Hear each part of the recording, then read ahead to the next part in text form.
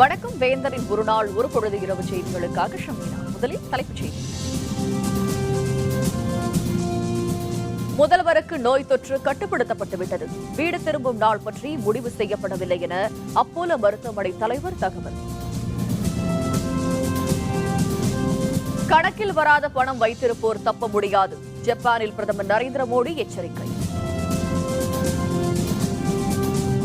பணப்பரிமாற்றங்களை நிதியமைச்சகம் கண்காணிக்கிறது. மத்திய நிதியமைச்சர் அருண்ஜேட்லி தகவல். புதிய 2000 ரூபாய் நோட்டால் ஊழல் இரட்டிப்பாகும். மார்க்சிஸ்ட் கம்யூனிஸ்ட் கட்சி குற்றச்சாட்டு. முதல்வர் ஜெயலலிதாவிற்கு நோய் தொற்று முற்றிலுமாக குணப்படுத்தப்பட்டு விட்டதாகவும் வீடு திரும்பும் நாள் பற்றி இன்னமும் முடிவு செய்யப்படவில்லை என்றும் அப்போலோ மருத்துவமனை தலைவர் பிரதாப் சி ரெட்டி தெரிவித்துள்ளார். சென்னையில் சிம்ஸ் மருத்துவமனையும் எஸ்ஆர்எம் மருத்துவமனையும் இணைந்து உலகளவிலான கதிரியக்கம் மற்றும் புற்றுநோய் மருத்துவம் பற்றிய கருத்தரங்கை நடத்தினர். இந்த கருத்தரங்கை தொடக்கி வைத்து அப்போலோ மருத்துவமனை தலைவர் பிரதாப் சி ரெட்டி பேசினார். பின்னர் செய்தியாளர்களுடன் பேசிய ரெட்டி, முதல்வர் ஜெயலலிதா உடலளவிலும் மனதளவிலும் திடமாக இருக்கிறார் என்றும் சாதாரணமான உணவுகளை உட்கொள்கிறார் என்றும் தெரிவித்தார். முதல்வரை பொது வார்டுக்கு மாற்றுவது மட்டுமே தீர்வல்ல என்றும் இது பற்றி அவர்தான் முடிவு செய்ய வேண்டும் என்றும் பிரதாப் ரெட்டி குறிப்பிட்டார். முதல்வர் ஜெயலலிதாவுக்கு தொடர்ந்து சிகிச்சை அளிக்கப்பட்டு வருவதாக தெரிவித்த பிரதாப் சி ரெட்டி, அவர் நலமாக இருப்பதாகவும் வீடு திரும்பும் நாள் பற்றி இன்னமும் முடிவு செய்யப்படவில்லை என்றும் கூறினார். Her infection is fully under control. She had therapy which was completely cured. What is needed is recuperation. And for that all efforts are being taken. The teams are working towards that. The change of room is only for her convenience. I think the discharge again is going to depend upon her. Whenever she feels that she is physically fit and when she feels the hospital has given enough. அரசின் ரூபாய் தாள் மதிப்பிழப்பு நடவடிக்கையால் நேர்மையான மக்கள் அஞ்ச தேவையில்லை என்று தெரிவித்துள்ள பிரதமர் நரேந்திர மோடி, நாட்டில் கணக்கில் வராத பணம் வைத்திருப்போர் தப்ப முடியாது என்றும் நரேந்திர மோடி எச்சரித்துள்ளார். ஜப்பானில் 3 நாள் சுற்றுப்பயணம் மேற்கொண்ட பிரதமர் நரேந்திர மோடி பயணத்தின் நிறைவு நாளான இன்று கேப்போ நகரில் செய்தியாளர்களுடன் பேசினார். இது மிகப்பெரிய சுத்திகரிப்பு நடவடிக்கை என்றும் யாருக்கும் தொல்லை கொடுப்பதற்காக அல்ல என்றும் பிரதமர் மோடி தெரிவித்தார். நியாயமான தங்கள் பணத்தை செலுத்த மக்களுக்கு 50 நாட்கள் அவகாசம் வழங்கப்பட்டிருப்பதாகவும் மோடி குறிப்பிட்டுள்ளார். மேலும் 500, 1000 ரூபாய் நோட்டுகள் செல்லாது என்று அறிவிப்பதற்கு முன்பே அது பற்றிய ரகசியம் கசியவில்லை என்றும் தான் யாரிடமும் இது பற்றி தெரிவிக்கவில்லை என்றும் அவர் குறிப்பிட்டார். भाइयों बहनों, ये बहुत बड़ा स्वच्छता का अभियान है. ये किसी को परेशान करने के लिए नहीं है. तकलीफ हुई है, तकलीफ तो होती, मुझे भी अंदाज, मैंने पहले दिन भी कहा था, जब 8 तारीख को मैंने राष्ट्र के नाम संबोधन किया तब भी कहा था कि इतना बड़ा देश है, 50 दिन दिए हैं, जल्दबाजी करने की जरूरत नहीं है. 50 दिन दिए हैं, जाकर के अपने जो ईमानदारी के हक के पैसे हैं वो जमा कराएं, बदले में उनको खाते में पैसे आ जाएंगे. கணக்கில் வராமல் ஏதேனும் கண்டுபிடிக்கப்பட்டால் நாட்டின் சுதந்திரத்திற்கு பின்னிருந்து அவர்களுடைய கணக்குகள் சோதனை செய்யப்படும் என்று பிரதமர் நரேந்திர மோடி எச்சரித்துள்ளார். लेकिन मैं इस बात को स्पष्ट मानता हूं, बिना हिसाब का अगर कुछ आया हाथ तो उसका देश आजाद हुआ तब से आज तक का हिसाब चेक करने वाला हूं. ஜப்பானில் 3 நாட்கள் பயணத்தை நிறைவு செய்த பிரதமர் மோடி தில்லிக்கு புறப்பட்டார். பிரதமர் மோடி கடந்த வியாழக்கிழமை அன்று 3 நாள் பயணமாக அரசுமுறை பயணமாக டோக்கியோ சென்றார். இந்த பயணத்தின் பொழுது ஜப்பான் பிரதமர் ஷின்சோ அபேவை மோடி சந்தித்தார். அப்பொழுது இருதரப்பு வர்த்தகம், முதலீடு, விண்வெளி, பயங்கரவாதத்தை ஒடுக்குவது, திறன் மேம்பாடு உள்ளிட்ட பல்வேறு அம்சங்கள் தொடர்பாக விவாதிக்கப்பட்டது. அப்பொழுது இரு நாட்டு தலைவர்கள் முன்னிலையில் இரு நாடுகளுக்கு இடையே அணுசக்தி துறையில் ஒத்துழைப்பை ஏற்படுத்துவதற்கான ஒப்பந்தம் கையெழுத்தானது. இதனையடுத்து ஜப்பான் தொழிலதிபர்கள் பங்கேற்ற கூட்டத்தில் பேசிய மோடி, ஜப்பான் முதலீட்டாளர்கள் இந்தியாவில் தொழில் தொடங்க அழைப்பு விடுத்தார். 3 நாள் பயணத்தை முடித்துக் கொண்டு பிரதமர் மோடி தனி விமானம் மூலம் தில்லிக்கு புறப்பட்டார். 500, 1000 ரூபாய் நோட்டுகள் செல்லாது என்ற அறிவிப்பை வெளியிடும் முன் இது பற்றி பிரதமர் மோடி தனது நண்பர்களுடன் பகிர்ந்து கொண்டார் என தில்லி முதல்வர் அரவிந்த் கெஜ்ரிவால் குற்றம் சாட்டியுள்ளார். தில்லியில் செய்தியாளர்களுடன் பேசிய கெஜ்ரிவால் கருப்பு பணத்தை ஒழிப்பதாக கூறி சில நாட்களுக்கு முன்பு மிகப்பெரிய முறைகேடு நடந்துள்ளதாக தெரிவித்தார். ரூபாய் நோட்டுகள் செல்லாது என்ற அறிவிப்பை வெளியிடும் முன்பே இது தொடர்பாக பிரதமர் மோடி தனது நண்பர்களுடன் தெரிவித்து விட்டதாகவும் அவர் குற்றம் சாட்டினார். பிரதமரின் இந்த நடவடிக்கையால் கருப்பு பணத்தை பதுக்கியவர்கள் பயப்படவில்லை என்றும் அவர் குறிப்பிட்டார். சிறுக சிறுக சேர்த்து வைத்த மக்களின் சேமிப்பு தொகைதான் பாதிப்புக்குள்ளாகி இருப்பதாகவும் கெஜ்ரிவால் கூறினார். चारों तरफ अफरा तफरी का माहौल बना हुआ है, तो ये मोदी जी का सर्जिकल स्ट्राइक, ये काला धन के ऊपर सर्जिकल स्ट्राइक नहीं है, ये बड़े बड़े काला बाजारी करने वालों पे सर्जिकल स्ट्राइक नहीं है, ये इस देश की आम जनता के जो उन्होंने बरसों में अपने घर के अंदर थोड़ा थोड़ा पैसा जमा करा के रखा था, उसके ऊपर सर्जिकल स्ट्राइक है. நாடு முழுவதும் வங்கிகளில் ரூபாய் நோட்டுகளை மாற்ற 3வது நாளாக மக்கள் திணறி வருவதை அடுத்து மத்திய நிதியமைச்சர் அருண்ஜேட்லி அமைச்சக உயர் அலுவலர்களுடன் அவசர ஆலோசனை மேற்கொண்டார். 500, 1000 ரூபாய் நோட்டுகள் செல்லாது என்ற அறிவிப்பை அடுத்து இந்த நோட்டுகளை மாற்ற நாட்டில் உள்ள அனைத்து வங்கிகளிலும் 3வது நாளாக மக்கள் இன்றும் குவிந்தனர். போதிய ரூபாய் நோட்டுகள் இருப்பு இல்லாததால் வரிசையில் காத்திருந்தவர்கள் ஏமாற்றத்துடன் திரும்ப வேண்டிய நிலைமை ஏற்பட்டது. இதேபோல் பெரும்பாலான ஏடிஎம்களும் செயல்படாத நிலையில் இருந்ததால் மக்கள் பெரிதும் அவதிப்பட்டனர். இதனைத் தொடர்ந்து மத்திய நிதியமைச்சர் அருண்ஜேட்லி தில்லி நிதியமைச்சக மூத்த அலுவலர்களுடன் முக்கிய ஆலோசனை மேற்கொண்டார். Today our energy is really concentrated on making sure that the replacement takes place smoothly and quickly, because we want to minimize that inconvenience. The RBI has to look after the supply of money, and the RBI has assured that there is a more than an adequate amount of money available. 2000 ரூபாய் நோட்டுகளை அறிமுகப்படுத்தி இருப்பதன் மூலம் நாட்டில் ஊழல் இரட்டிப்பாகும் என்று Marxist communist கட்சியின் பொதுச் செயலர் சீதாராம் யெச்சூரி குற்றம் சாட்டியுள்ளார். மார்க்சிஸ்ட் கம்யூனிஸ்ட் கட்சியின் 3 நாள் மாநில சிறப்பு மாநாடு திருநெல்வேலியில் தொடங்கியுள்ளது. இதில் பங்கேற்று பேசிய பொதுச் செயலர் சீதாராம் யெச்சூரி நாட்டின் பொருளாதாரம் சிக்கலான நிலையை எதிர்கொண்டுள்ளதாக தெரிவித்தார். வேலை வாய்ப்பு இல்லாதோர் எண்ணிக்கை தொடர்ந்து அதிகரித்து வருவதாகவும் அவர் கூறினார். ஆண்டுதோறும் 1,30,00,000 பேர் வேலை வாய்ப்புக்காக காத்திருப்பதாகவும் அவர் குறிப்பிட்டார். நாட்டில் உள்ள 2 பங்கு மக்களிடம் வங்கிக் கணக்கு இல்லை என்றும் 90% மக்களிடம் வங்கிகளில் சேமிக்க பணம் இல்லை என்றும் கூறினார். புதிய 2000 ரூபாய் நோட்டுகளை அறிமுகப்படுத்தியிருப்பதன் மூலம் நாட்டின் ஊழலை ஒழிக்க முடியாது என்றும் சீதாராம் யெச்சூரி தெரிவித்தார். Employment growth has become negligible. Government itself admits that last year only 1.35 lakh new jobs were created. 1.3 crores of our youth have entered the employment market. They enter every year. They say that will end corruption. Even before 1,000 rupee notes and 500 rupee notes was there is corruption. Now with this 2,000 rupee notes, there will be double corruption. நாட்டுடைமையாக்கப்பட்ட வங்கிகளில் ஒரு பெண் தலைமை பொறுப்பேற்றுள்ள Punjab national வங்கியின் மேலாண் இயக்குநரும் தலைமைச் செயல் அலுவலருமான உஷா அனந்த் சுப்பிரமணியன் நாடு முழுவதும் தங்களுடைய வங்கிக் கிளைகளில் மட்டும் 2,350 கோடி ரூபாய் பணப்பரிமாற்றம் நடந்துள்ளதாக தெரிவித்துள்ளார். 1,500 ரூபாய் தாள்கள் மதிப்பிழந்ததாக அறிவிக்கப்பட்ட பின் நடந்த பணப்பரிமாற்றம் பற்றி வேந்தர் டிவிக்கு தொலைபேசி வாயிலாக உஷா அனந்த சுப்பிரமணியன் தரும் தகவல்களை இப்பொழுது கேட்கலாம். கடந்த 3 நாட்களாக இந்த அதாவது 500, 1000 நோட்டுகளுக்கு பரிமாற்றம் நடந்து வருகிறது.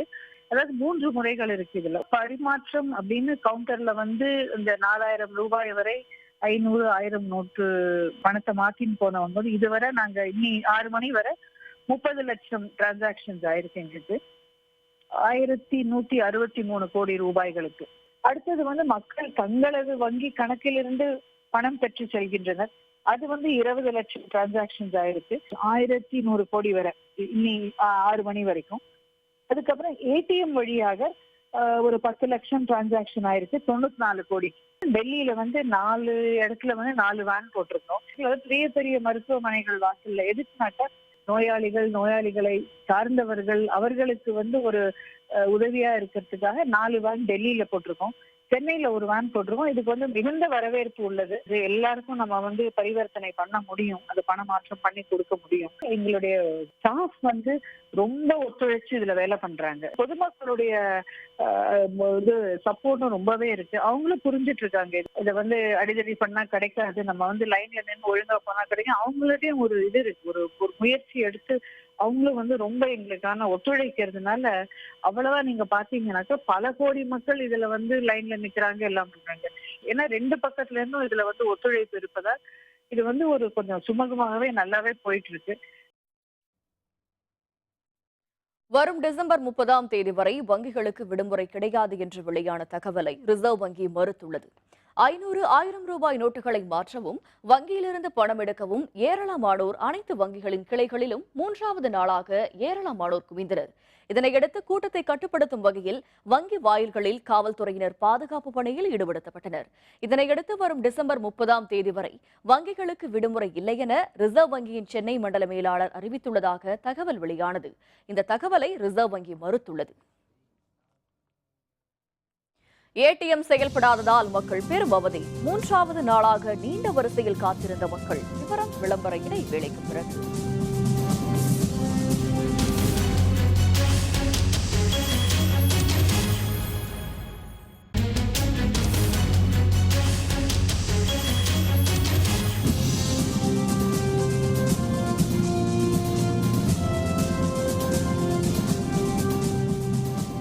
செய்திகள் தொடர்கின்றன.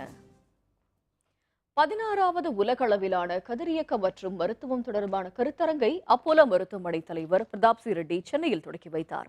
சென்னை வடபழனி சிம்ஸ் மருத்துவமனையும் எஸ்ஆர்எம் பல்கலைக்கழகமும் இணைந்து நடத்தும் 16வது உலகளவிலான கதிரியக்கவியல் மற்றும் புற்றுநோய் மருத்துவம் பற்றிய கருத்தரங்கம் சென்னையில் இன்று தொடங்கியுள்ளது. இதனை அப்போலோ மருத்துவமனை தலைவர் பிரதாப் சி ரெட்டி தொடங்கி வைத்தார். தேசிய அணுசக்தி சீரமைப்பு தலைவர் பரத்வாஜ், சிம்ஸ் மருத்துவமனையின் கதிரியக்க ஆராய்ச்சி தலைவர் காந்தா தேவி அருணாச்சலம், சிம்ஸ் மருத்துவமனையின் துணைத் தலைவர் ராஜு சிவசாமி, ஆந்திர மாநில குடும்ப நலத்துறை அமைச்சர் சீனிவாசராவ் மற்றும் பல்வேறு நாடுகளைச் சேர்ந்த மருத்துவ வல்லுநர்கள் இந்த கருத்தரங்கில் பங்கேற்றனர். புற்றுநோயை எளிய வழியில் குணப்படுத்துவது தொடர்பாக கருத்தரங்கில் விவாதிக்கப்பட உள்ளதாக அறிவியலாளர்கள் தெரிவித்துள்ளனர். இந்த கருத்தரங்கம் மூலம் நமது நாட்டில் இதற்கு முன்பு ரேடியேஷன் தெரப்பி பல நூற்றாண்டுகளாக நடந்து கொண்டிருக்கிறது. இது புது கதிரியக்கம், அதாவது அயான் பீம் என்பது ரேடியேஷன் தெரப்பியில் ட்ரீட் பண்ண முடியாத குழந்தைகளோ இல்லை கேன்சரையோ இந்த அயான் பீம் மூலம் நாம் குணப்படுத்த முடியும். கேன்சர் ட்ரீட்மெண்ட்டும் முன்னாடிலாம் 1 மாதம் 2 மாதம் கொடுத்துக்கிட்டு இருந்தாங்க. இனிமேல் 10 நாளில் கூட கொடுக்க முடியும். அவங்களுக்கு எந்த ஒரு சைடு எஃபெக்டும் இல்லாமல் செய்ய முடியும். அதற்காகத்தான் இந்த மாதிரி கருத்தரங்கம் நடந்து கொண்டிருக்கிறது. இன்னும் நடந்த 2 தினங்கள் இங்கு நடக்கும். 150 ரூபாய் தட்டுப்பாட்டால் வர்த்தகம் பாதிக்கப்பட்டுள்ளதாக சிறு குறு வணிகர்கள் தெரிவித்துள்ளனர். 500 மற்றும் 1000 ரூபாய் செல்லாது என மத்திய அரசு அறிவித்த பிறகு பெரும்பாலான இடங்களில் 150 ரூபாய் நோட்டுகளுக்கு தட்டுப்பாடு ஏற்பட்டுள்ளது. மேலும் கிடைத்து வரும் வாடிக்கையாளர்கள் பழைய 500, 1000 மற்றும் 2000 ரூபாய்கள் மட்டுமே கொண்டு வருவதாக வணிகர்கள் தெரிவித்தனர். அவர்களுக்கு மீதி சில்லறை தருவதில் சில்லறை தட்டுப்பாடு ஏற்பட்டு வருவதாகவும் அவர்கள் தெரிவித்தனர்.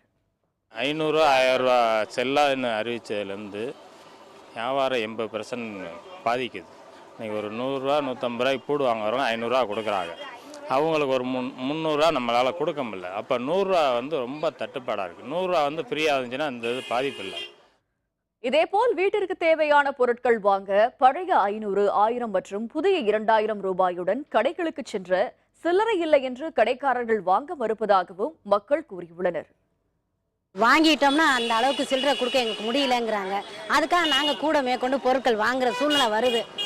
அதனால எங்களுக்கு கொஞ்சம் சிரமமாக இருக்குது. பேங்க்குக்கு போய் கொடுத்தாலுமே இன்னைக்கு வாங்க நாளைக்கு வாங்க எங்களை 2-3 ரூபா அலைய விட்டாங்க. பேங்க்லேயும் கொஞ்சம் கூட கொடுத்தாங்கன்னா கொடுக்குறதுக்கு வசதியாக இருக்கும்.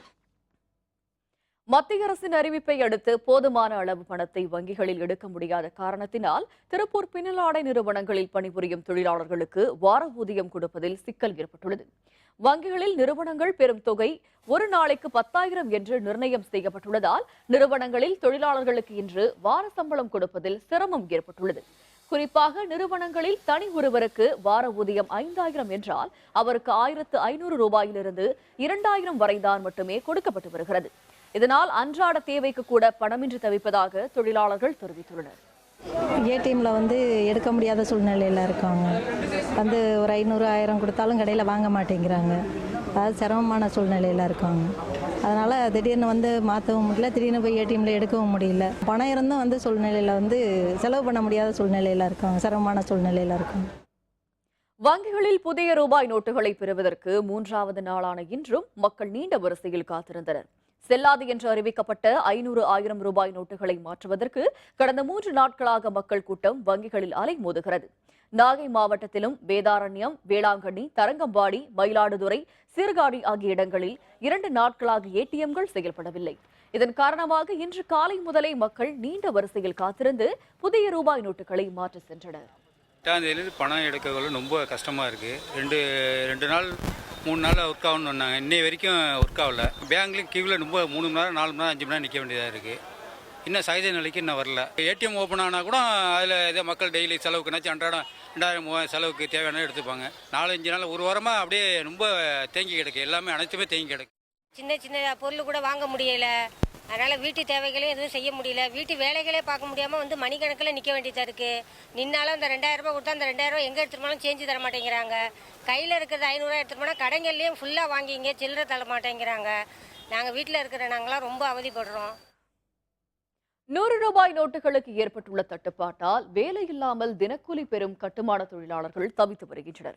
சிவகங்கை சுற்றுவட்டார கிராமங்களில் நாள்தோறும் 500க்கும் அதிகமான கட்டுமான தொழிலாளர்கள் பல்வேறு இடங்களுக்கு சென்று தினக்கூலிகளுக்காக பணிபுரிகின்றனர். தற்பொழுது 100 ரூபாய் நோட்டுகளுக்கு தட்டுப்பாடு ஏற்பட்டுள்ளதால் கட்டிட பொறியாளர்கள் பணம் கொடுக்க முடியாமல் திண்டாடி வருகின்றனர். இதனால் வேலையில்லாமலும் அன்றாட செலவுக்கு பணமில்லாமல் தினக்கூலி தொழிலாளர்கள் வேதனைப்படுவதாக தெரிவித்துள்ளனர். ஏற்கனவே சிவகங்கை மாவட்டத்தை பொறுத்தவரை கட்டுமான தொழில் வந்து பெரும் பாதிப்பில் உள்ளாயிருக்கு. அன்றாட தேவைக்கு மட்டும்தான் மக்கள் இன்னைக்கு வரிசையில் நின்று பேங்க்ல பணங்களை மாற்ற முடியுது, இருக்கிற கொஞ்சம் காசுகளை. அதனால வந்து அந்த தொழிலுக்குன்னு பணங்களை ரெடி பண்ணி புது நோட்டை வாங்கி 500, 1000 நோட்டு, செல்லாத நோட்டெல்லாம் மாற்றி புது நோட்டை வாங்கி கொண்டு வர்றதுக்கு நான் எவ்வளோ நாள் ஆகும். 488 ரன்களுக்கு இந்திய அணி ஆட்டமிழப்பு. 2வது இன்னிங்ஸில் இங்கிலாந்து விக்கெட் இழப்பின்றி 117 ரன்கள். விவரம் விளம்பர இடைவேளைக்கு பிறகு.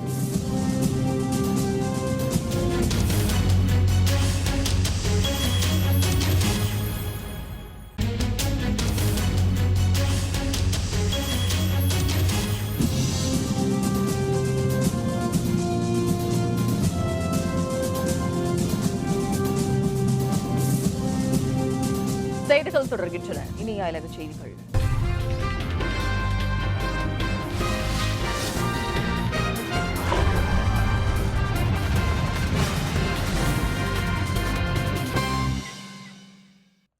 சிரியாவில் கடந்த மாதத்தில் தீவிரவாதிகள் கைப்பற்றிய ஆலப்போவின் மேற்கு பகுதிகளில் சிரிய ராணுவமும் கூட்டுப்படையினரும் முன்னேறி வருகின்றனர்.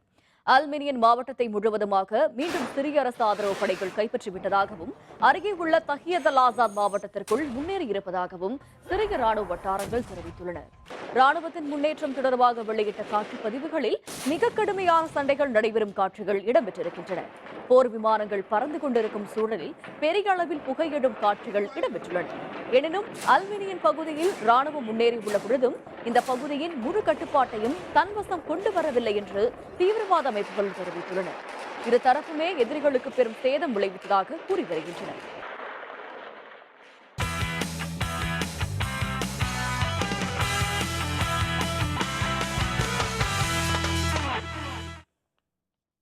இங்கிலாந்துக்கு எதிரான முதல் டெஸ்ட் போட்டியின் முதல் இன்னிங்ஸில் இந்திய அணி 488 ரன்களுக்கு ஆட்டமிழந்தது.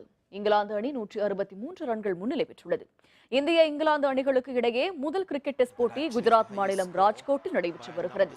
முதலில் பேட் செய்த இங்கிலாந்து அணி 159.3 ஓவர்களில் 537 ரன்கள் குவித்தது.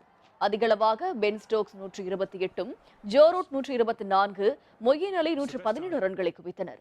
இந்திய தரப்பில் ரவீந்திர ஜடேஜா 3 விக்கெட்டுகளை வீழ்த்தினார். இதனைத் தொடர்ந்து முதல் இன்னிங்ஸை ஆடிய இந்திய அணி நேற்றைய ஆட்ட முடிவில் 4 விக்கெட் இழப்பிற்கு 319 ரன்கள் எடுத்தது.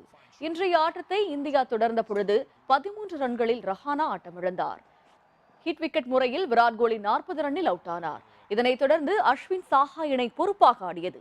நம்பிக்கையுடன் ஆடிய சாஹா 35 ரன்களில் ஆட்டமிழந்தார். 111 பந்துகளில் அரை சதம் அடித்த அஸ்வின் 70 ரன்கள் குவித்து ஆட்டமிழந்தார். இந்திய அணி தனது முதல் இன்னிங்ஸில் 488 ரன்களுக்கு ஆட்டமிழந்தது. 49 ரன்கள் முன்னிலையில் இங்கிலாந்து அணி இரண்டாவது இன்னிங்ஸை தொடர்ந்தது.